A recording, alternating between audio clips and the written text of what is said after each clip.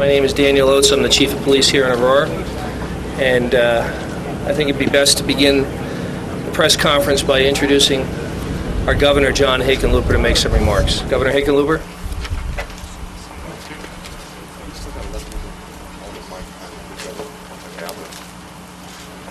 So, this has been a long day, and I appreciate how long a day it's been for all of you in the media. We are seeing this community rise up and do the things that great communities do. We're dealing with this. 70 casualties, not 71. There was a double reporting there. But the stories are going to come out of this, of how in a remarkably short time the police force in Aurora responded to this situation. Their efficiency in making an apprehension, the ability of our hospitals in remarkably short order to take care of all of these casualties in incredible systems. And I'm not saying it was all perfect, but as this story is told, it will be remarkable.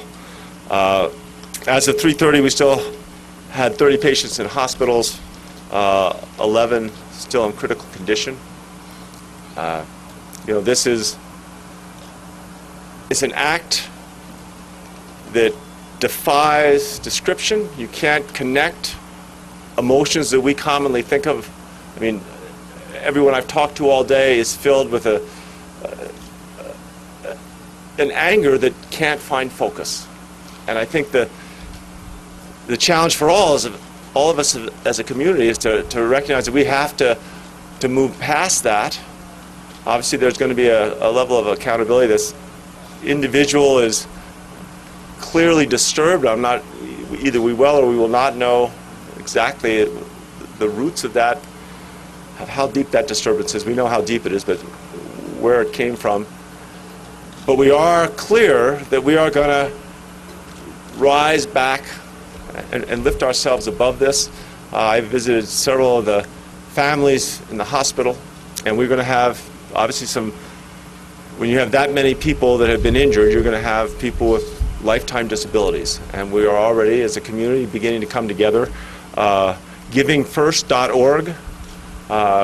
Within 3 hours, we had $125,000 in matching gifts. So as they raise money, this is through one of the hospital networks, but all the hospitals are going to participate in this to make sure that the victims of this senseless act of violence that, again, there just aren't words. We want to do everything we can to make sure the victims are brought back in every way and supported in every way that we can. We're not going to let this community be defined by such a, if I had more sleep, I might have a better vocabulary. Anyway, I do think that the first responders were unbelievable, and their ability to work together and coordinate. Our support from the federal government has been incredible. Secretary Napolitano called me from Homeland Security early this morning and wanted to do everything she could. She was a little late because President Obama called me before that, but not until after he called Mayor Hogan. He called the police chief. The whole country recognizes that this is something that we don't accept, we can't explain at this point, but we're not going to just let it happen to us. We're going to push back. Mayor Hogan's not here.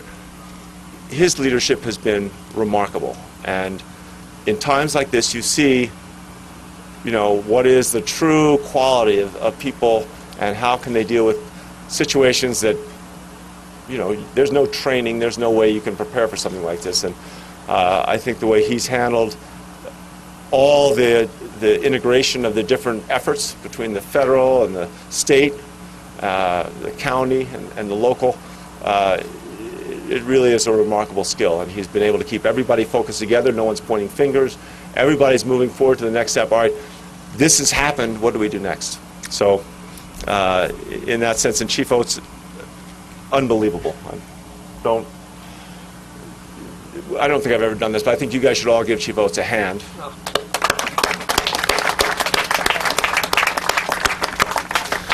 So then I'll give it back to Chief Oates.